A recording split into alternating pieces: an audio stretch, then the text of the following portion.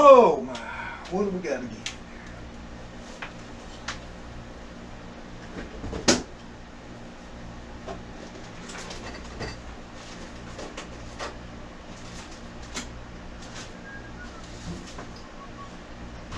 Oh.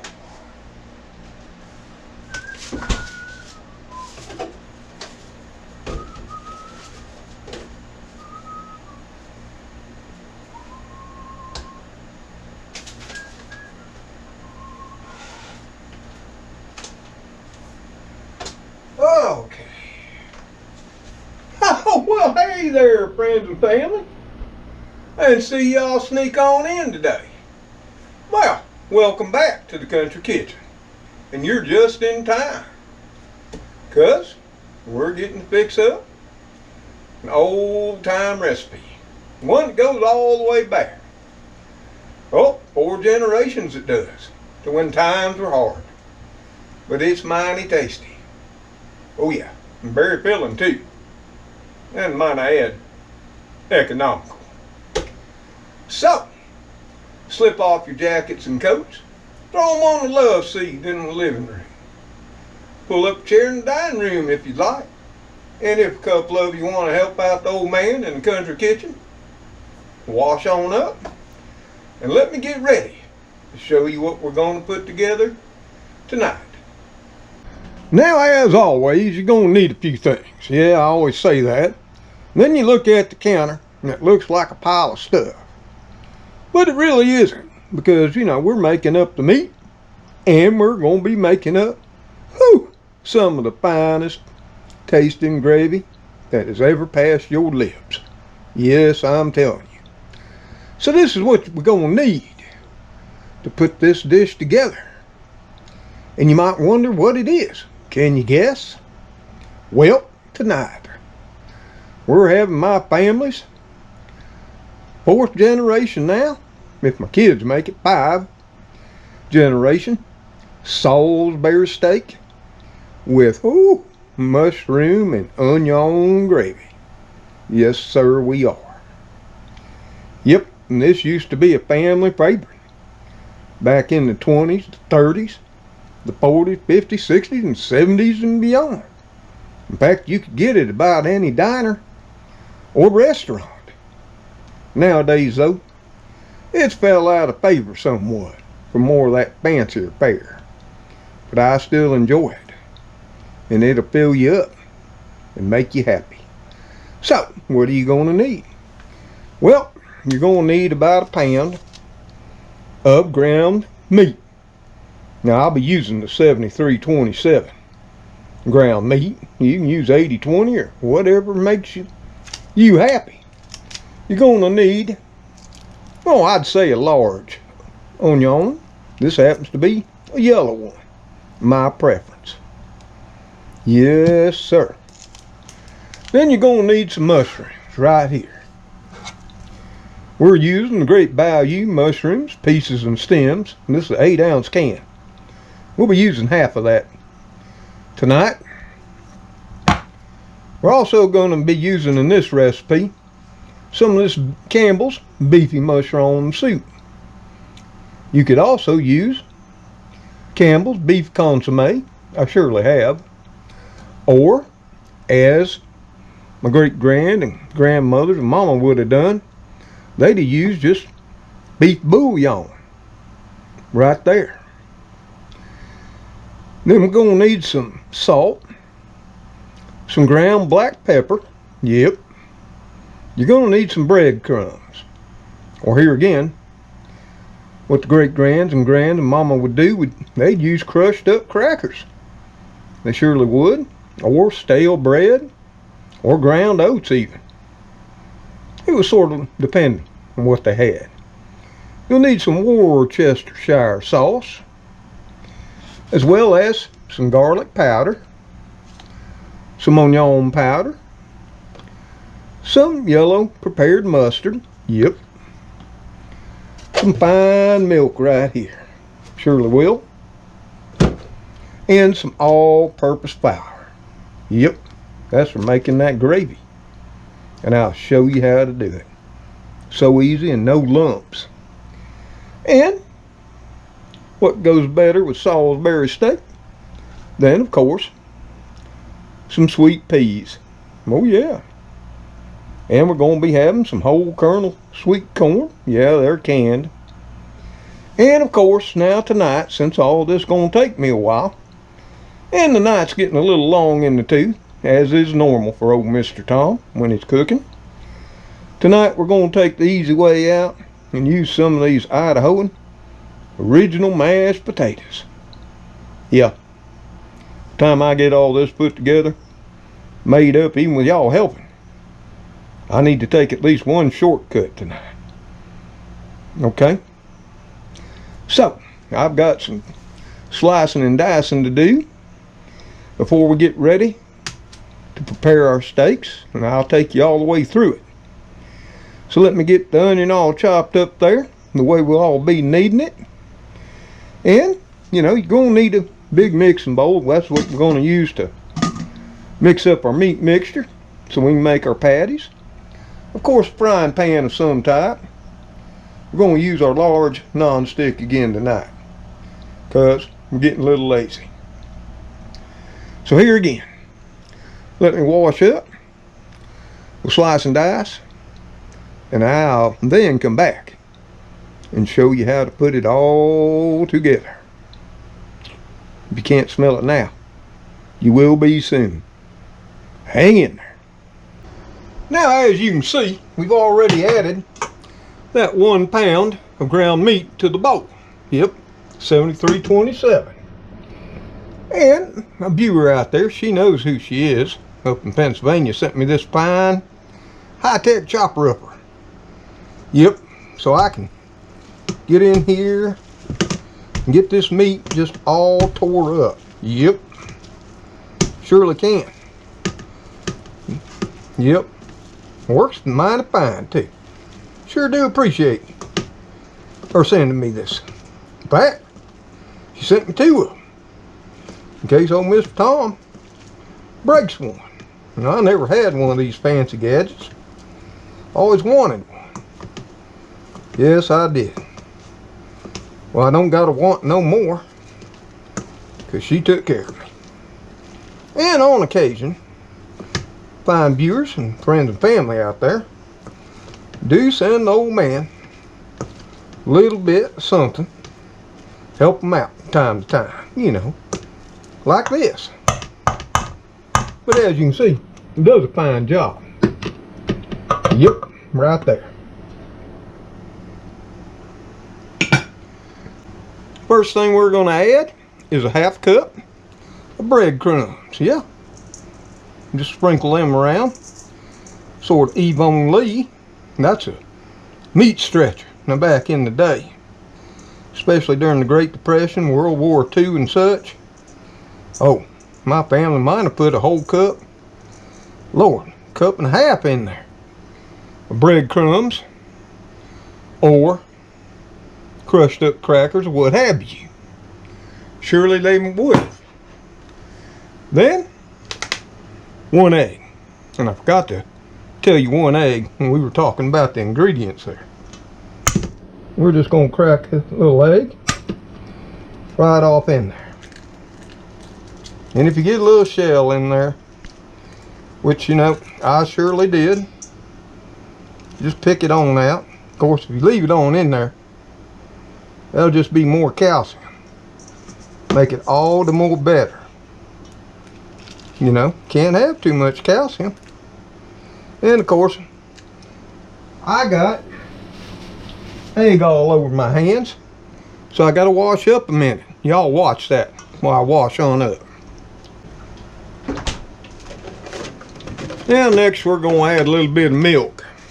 That keeps the steaks all nice and more moist. Now, I'd say about a 1/4 cup. You know, don't got to be exact. Just adds moisture.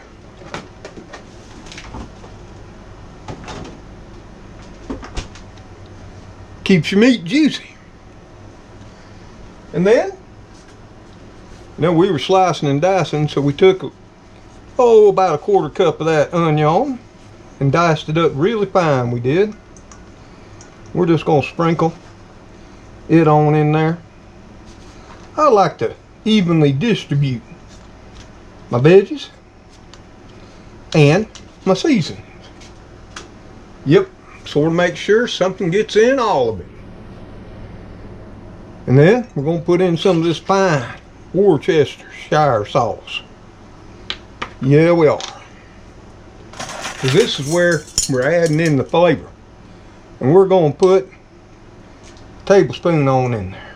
If you don't like that flavor, don't put you as much in, okay?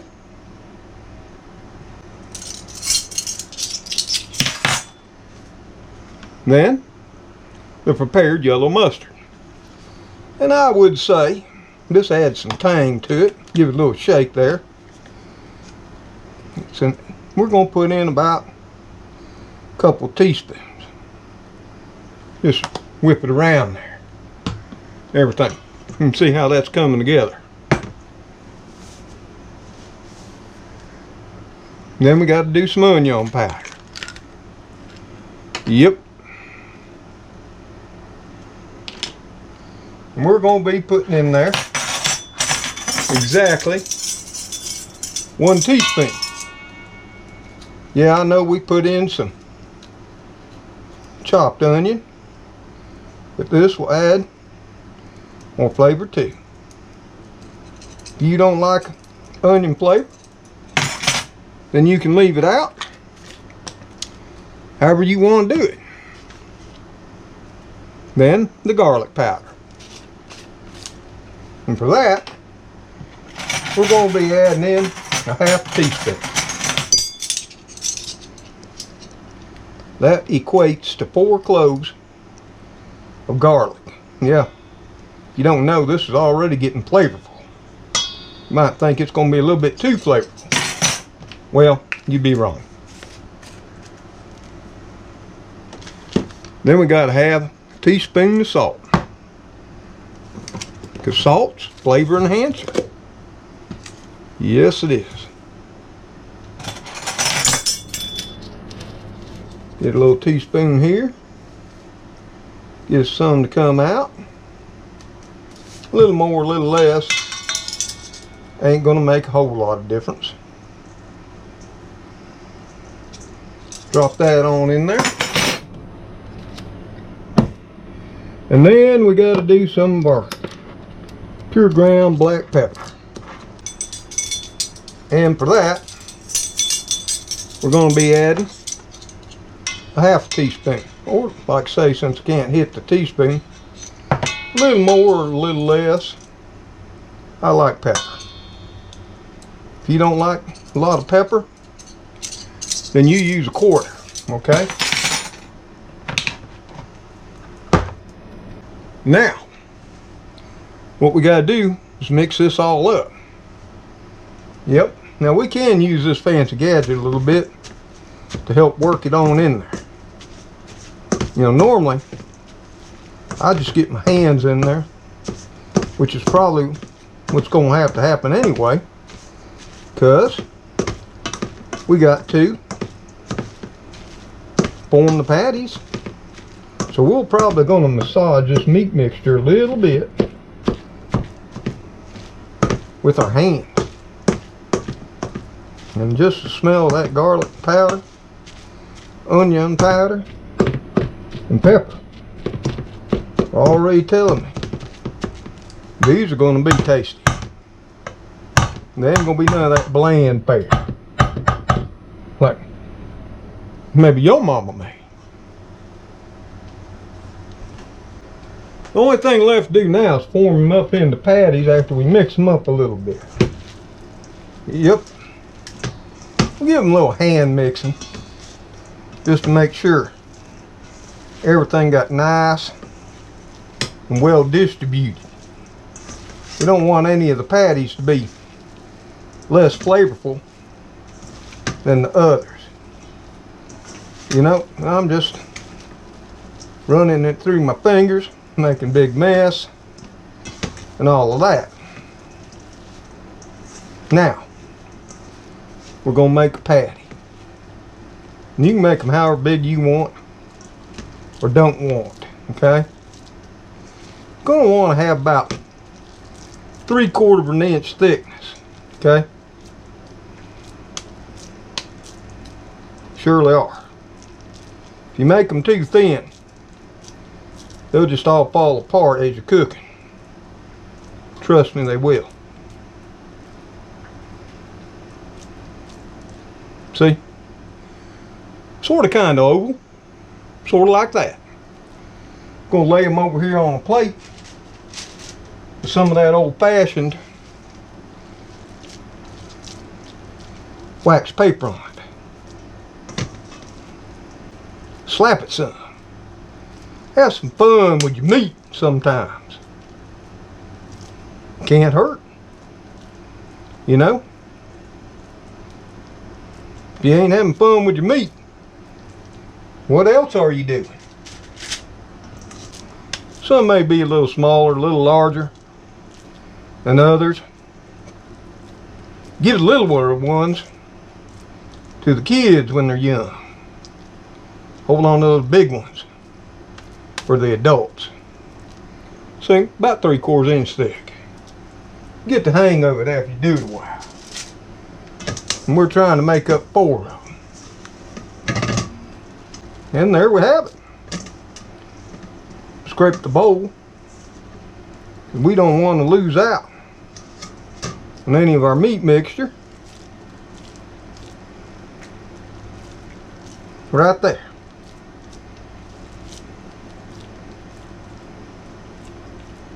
And see that egg, the milk, the breadcrumbs, they'll help bind your patties together.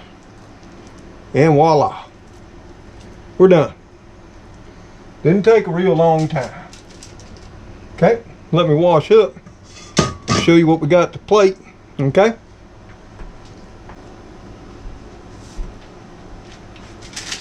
So, this is sort of kind of what they need to look like after you finished up. Got 4 of them. We could have made them thinner. Probably got 5 or 6 out of them. But these will work. That's 4 different meals for me. Or, if it's you and your hubby, it's 2. So we're going to set these aside. Because we got to get that there frying pan. Heat it up a little. Because the next step is to get them browned. Oh yeah, not cook them. Just brown them. Okay? So we've got our pan heating up. You always want to let your pan heat up. If it's cast iron, you're going to have to let it heat up a long time. And we're going to add about a tablespoon of good old extra virgin olive oil to the pan. Just lube it up a little bit. Okay? Yeah, just a little bit. Put a little lubrication to it. Nothing special. Of course, you know, on these non-stick pans, it just goes pretty much wherever it wants to go. Now, we're going to place our burger patties in there.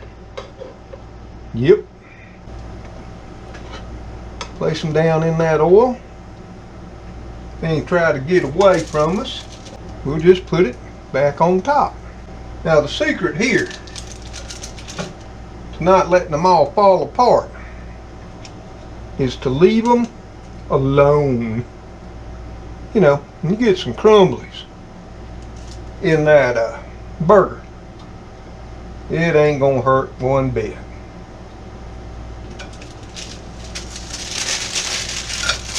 So y'all watch them, okay? Now I don't know if y'all can hear it, but see, we're starting to hear some sizzle. That's a good sign. But we still ain't gonna play with them. And this browning, depending on how hot you got your pan, can take you anywhere from 2 minutes to maybe 5. When I say brown, we're gonna get a little crust build up on these, because you know that's caramelization of that meat. It's called the Maillard reaction, and that's going to add a whole lot of flavor into it. If you're one of those that don't brown, your Salisbury steaks and you wonder why they're not slap your pants off yummy, well, I would say that's one of the reasons. So just let them sizzle away. Watch the clock. You know, you don't want to burn them. So they've been going about 3 minutes. We're going to see if they'll move. And if they don't stick, and I know it's a non-stick, we're just going to give them a flip. Oh yeah. You see that brown? That's what we're after. The more you can get of that, the better. Not black, brown. Yep. We're going to get a little breakage in there, but that's going to, those little chunks of hamburger, woo! We're going to make that gravy all the more better on our taters. Don't worry about that. It'll be okay. Now that we flipped them, we're going to let them go for, another 3 minutes. Okay? Then we're going to transfer them to the plate over here. Let them rest. Because the next step is to build up our gravy. But before we even do that, don't forget about the onions. Oh yeah. We're going to give them a little cooking too before we build that gravy. Well, that went 3 more minutes on the side. See what we got here. Let's see if we can sneak some of these out. Put them over here on our plate. We're going to flip them just so I can show you what they look like. Like I say, some of it's going to come off. It'll be okay. That makes the gravy all the more better. Turn our heat down a little bit. So y'all, this is what the other side looks like. Right there. See them? Looking fine. Now, we got to cook our onions. And I've got the remainder of that onion. And I just sliced it. About 1/4 inch. Some a little wider, you know, country style. And then I just sliced the slices in half. And then half again. Made like quarters. We're just going to pop them on in. Just like that. Give them a stir around. So they can be cooking in all that goodness. Yep. Now if you want, you can break up any meat bits that are in there. You know, if that makes you happy. And your rings will start to separate more as these things cook. So don't get too frustrated with getting them all separated in rings. And we're going to want to get our onions, get some caramelization going. Yeah, because it's the caramelization of the onion that brings out that sweeter flavor. You know, actually what is happening is it's caramelizing the sugars that are in the onion. And you might think, well, these are onions. They ain't got no sugars in them. Well, here again, you'd be wrong. So we're going to let them just get to the point of being nice and brown.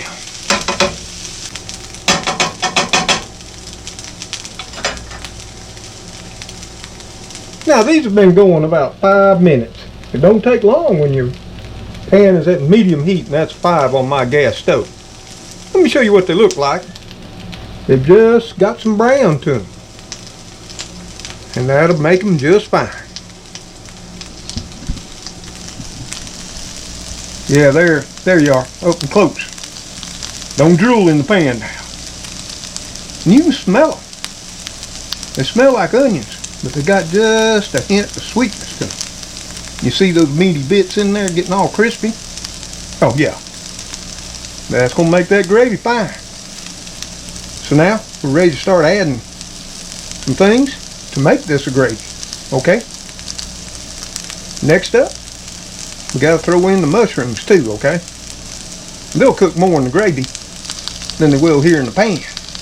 So we're going to use about a half can or 4 ounces of this 8-ounce can. You want to use more? It makes you happy. You love mushrooms? Put you some more in. There we go. We're getting all happy in there with the onion. Can you see what kind of gravy we gonna have there? This ain't gonna be no watery, thin, flavorless gravy. I mean, it could be a meal in itself, right? Had to break out old standby. My tiny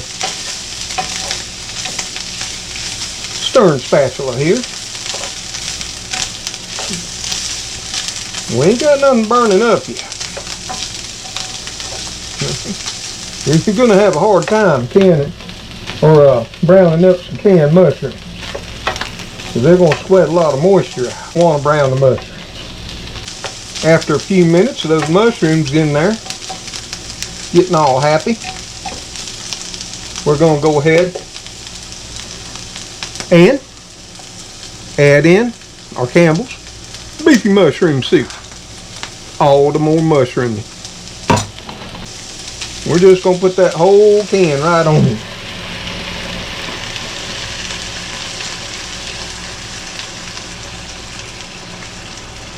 And then we're gonna add a can of water. Ooh, here's another can of water. We're gonna add right on in there too. Okay? We're just letting that all simmer together right now, because now we got to add some seasoning. Okay, so got our measuring spoons, and now we're going to put us in some seasoning, make it all the more better.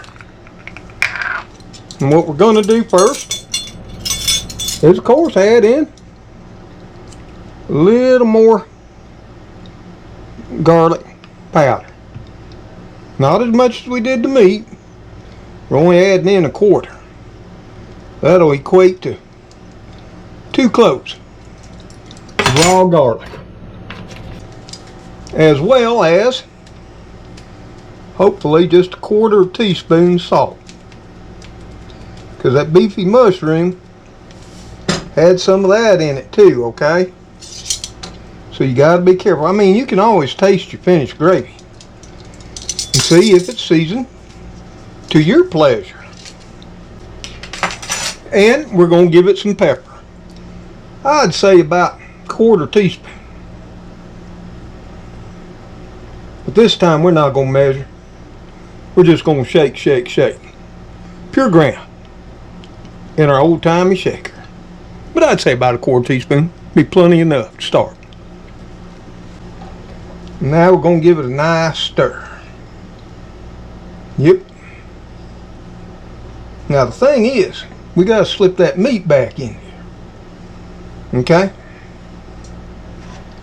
So it can finish cooking to a desired internal temperature of at least 165 degrees. Sure enough. But I am now going to add, you might wonder where that 3 tablespoons of flour come in. Well, that's our thickener. And we're going to add it in now. And see, I pre-mix it with 1 cup of warm water, whisked all together fine. That way, no lumps. My mama hated it.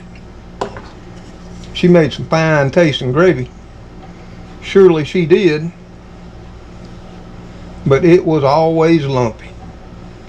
And when I one year for Thanksgiving made some of mine, immediately everybody noticed that one, it wasn't lumpy.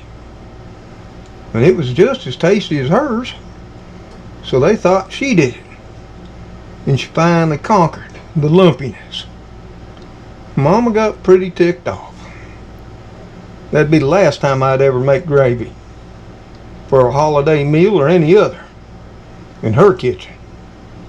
If I'd asked anytime I came up to visit if she needed any help or I could make something, she'd say, "No, I got this, son." Now we got to slip in our Salisbury steaks. And hopefully we can do that. I'm about to use the wrong thing. Hopefully we can do that without breaking them up too much. And we're just going to sort of massage them on in that gravy. See? Just give it a little swirl to clear out the onions and mushrooms out from under them. You know, the swirl technique works, folks. And there you go.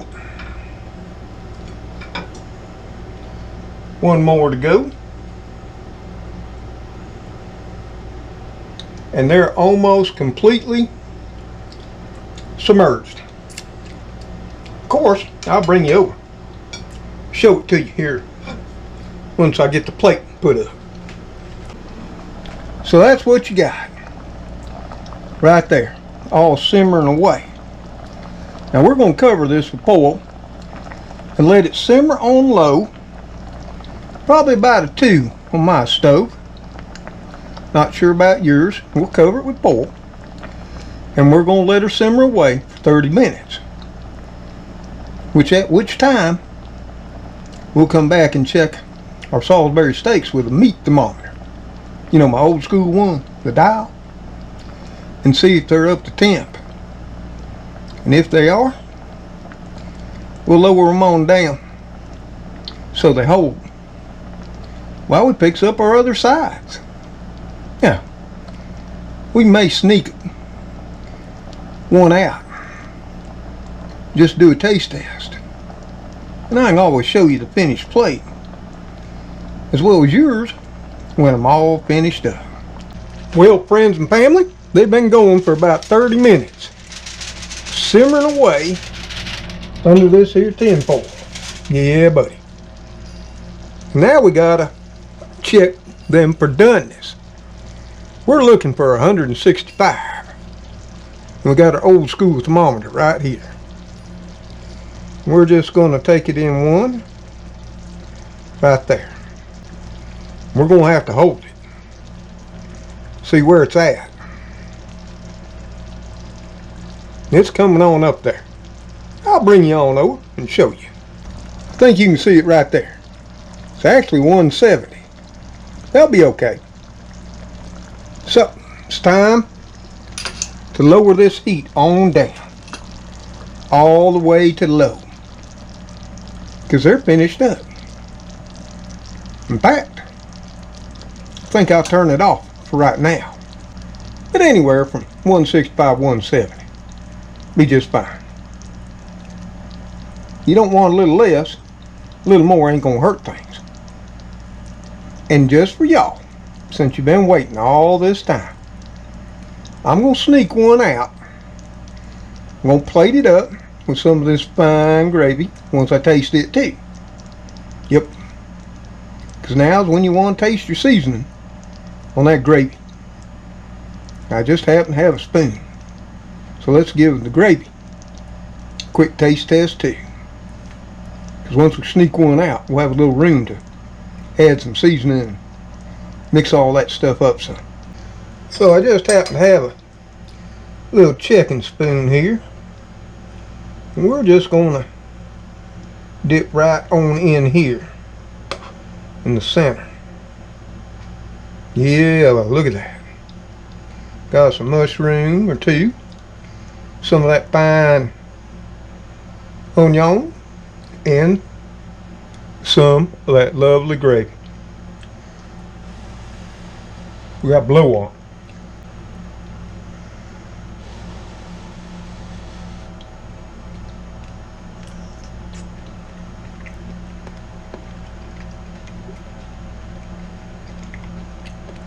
Oh my Lord. That gravy is spot on. You can taste the onion, mushrooms, soak up that flavor. It's got just a touch of peppery to it. Oh yeah, not too salty. Perfect. So, let me sneak one out. Put it on a plate. And we'll cover it with some gravy, because we can always sneak it back in after we sneak a piece off and do a taste test for all of y'all. Okay? So we snuck one out, ladled on some of that mushroom and onion gravy. Let me show you what it looks like here on the plate. Ooh, look at that thing. Now if that ain't a delight, I don't know what is. We're just going to take off a little piece right there and try to scoop that up in this fork and do a taste test, okay? Right now. Get us a little bit of mushroom and onion going on. Just like that. So let's give it a try. So y'all, look at that goodness. Now I'm ready to have a bite, because I sure am hungry. Let's see what this tastes like. Hold on.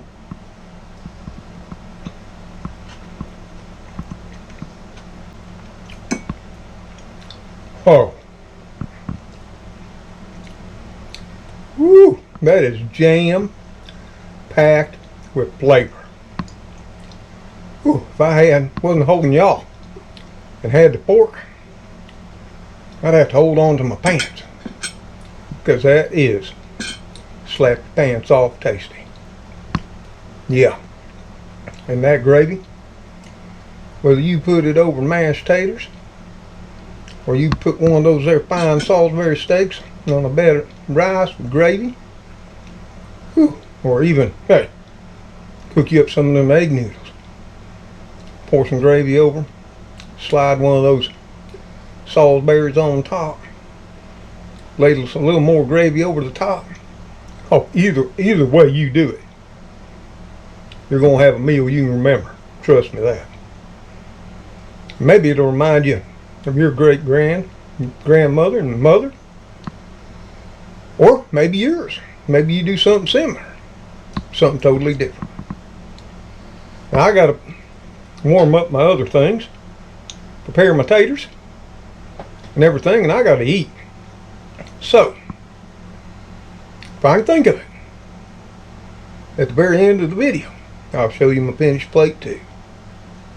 Hopefully I'll remember, but just in case I forget and I don't see you again, as always, y'all take care out there. Stay safe. And God bless each and every one of you as you bless others. Till I, Gracie, which has been sitting on her cat food boxes or over by the plants, see you, as well as Cleo, Speech, Spooky, sometimes Elrod Magoo, on the next video. Goodbye for now. Ooh. Maybe we could sneak just another little bite, because it's going to take a minute to I'm hungry.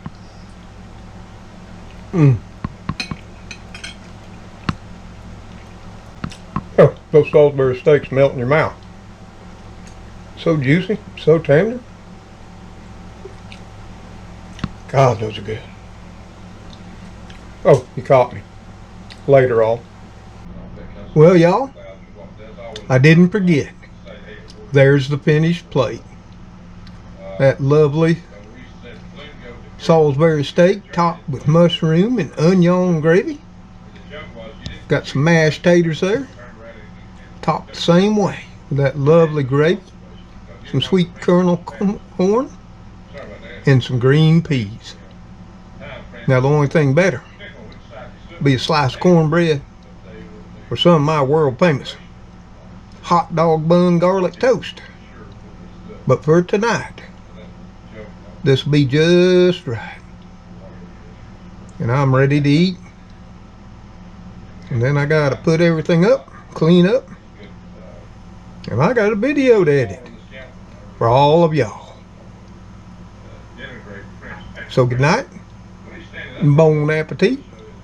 Till next time, here in the little old country kitchen.